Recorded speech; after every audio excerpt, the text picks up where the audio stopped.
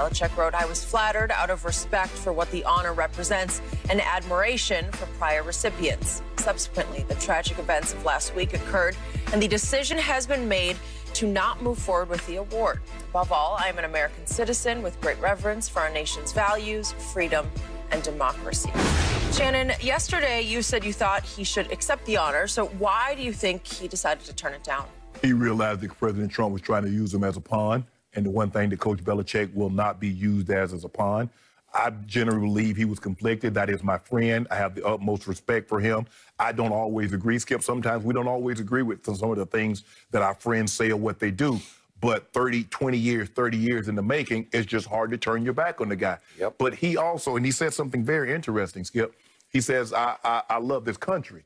And what transpired on Wednesday, at a lot of the incitement by this president, I don't agree with. He's my friend, but this is unacceptable. And he said one of the most rewarding things in my professional career took place in 2020. Went through great leadership within our team. Conversation about social justice, equality, human rights moved to the forefront and became action. Had he accepted this award, he said that would have been nothing. Skip, we see a lot of people when the George Floyd movement and the Black Lives Matter, everybody's talking about diversity, equality, yada, yada, yada. But we have seen a lot of that to be implemented. We have seen a lot of those changes to take place. Coach Belichick says, I'm not just going to talk about it, I'm going to be about it. I heard the McCourty brothers say, we had great conversation, open dialogue, and that was led by Coach Belichick. So he understood, I can't say this, do that, and accept this award. I cannot in good conscience. Cannot. And like I said, Skip, you know, they didn't, if I'm not mistaken, they said it was a scheduling conflict. I don't think they went to the White House. Or did they go? I think they might have turned that down in 2019. Oh, 2019. With the because they won the Super Bowl. Didn't they win the Super Bowl? 2018. So it would have been 2019 they went to the. So for me, Skip, I just think he did the right thing, knowing what transpired in America on Wednesday. And it was a black guy in American history. It was. It's not a good look. Yep. But I want some other guys, Skip. And one guy I want to hear Dabo. I want to hear from Dabo Swinney, because Dabo Swinney had a lot to say about Black Lives Matter, how he couldn't get down with it. And he was one of the first ones, Skip, that said, you know, if this country is so bad, why don't you leave? All those people that took over the Capitol, that was at that rally, if this country is so bad and you don't like it, why don't you leave? You see, there's an assumption that because if I'm white, I'm entitled to something, and black, you should just tolerate it, be grateful that you're here, and be grateful that you have something. You see, we see things, and everybody saw this. Coach Belichick, kudos. Skip, Coach Belichick can be cruel. He can be callous. Yep. But I believe everything that he does football-related, he believes gives him a chance to win. I hated it, and I called him to the carpet when he deactivated Taquan Underwood the night before the Super Bowl. After that man had done brought all his family down, expecting to see him play, he deactivated him for a defensive lineman that didn't set foot on the field. Yep. But I believe Coach Belichick believed that they were thin at the defensive line, and I needed just in case. So even though it was cruel, I believe he did it because he felt it would help him win the football game. Yep. Just like I believe this. You might think the cutoff, he doesn't smile, and he's the monotone, he doesn't give you anything. But Coach Belichick is a lot smarter than people give him credit for. And the military background. Skip, it's one thing to say, oh, yeah, the military, yada, yada, yada. But he believes it. There's something about Coach Belichick that's different, even though a lot of times he doesn't show it. But this was the right thing to do.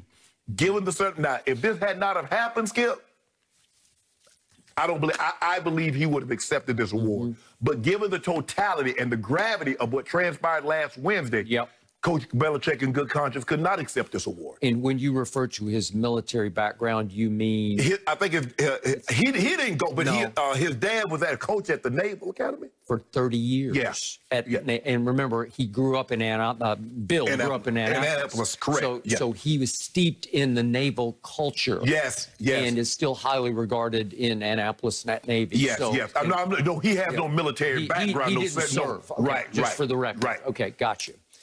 Okay, I have never been the biggest Belichick fan, have highest regard for him as a defensive coordinator, type of defensive guru, genius, if you want to go that far. There's also a legacy in his football background of cheating, accusations of cheating. And I still say that Brady was more responsible for the dynasty than Belichick. But sweep that away for the moment. I said last night, good for Bill Belichick. Yes. He couldn't accept this on so many levels. And I believe he knew he couldn't. I also think he's a shrewd enough operator to know that deep, deep down, the mere fact that this was publicized, that he was slated to receive the award, in the minds of most people, he got it, right? He just didn't go to the White House for the photo op, being a PR pawn that he would have become for the current president. That he stopped short of that. I cannot do this. So I'm proud of him. Way to go, Bill Belichick. It was a pretty powerful statement from a very close friend of Donald Trump that at the last second he finally said, no, even I can't do this. Because to your point,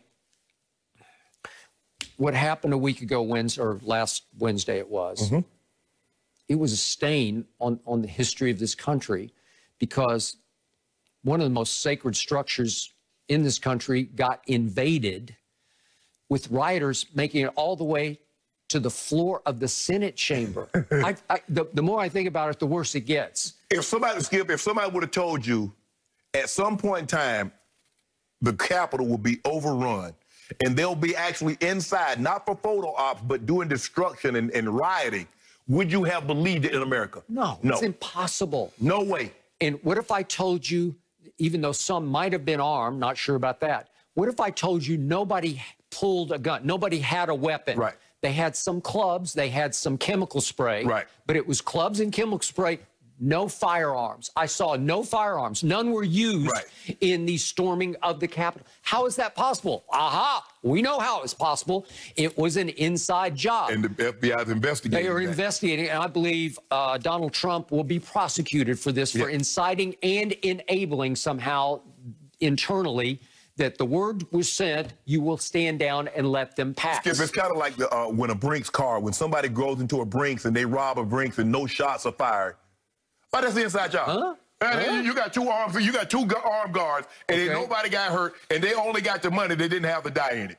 Okay, and obviously now 15 of the Capitol cops are being investigated. 2 have already been suspended. I read reportedly 1 was fired. Yes. And it may have been the photo op one who was actually taking selfies with some of the Trump Or it might have been the one with the MAGA hat. It could have been. I think he was suspended, I believe. So obviously, some of these Capitol cops were just Trump loyalists. We get that. And others might have been told, just let them pass. We want no bloodshed here. And it was reported, I saw yesterday on CNN for a while. I was watching in the afternoon to see what the update was on the story. And there were some reports that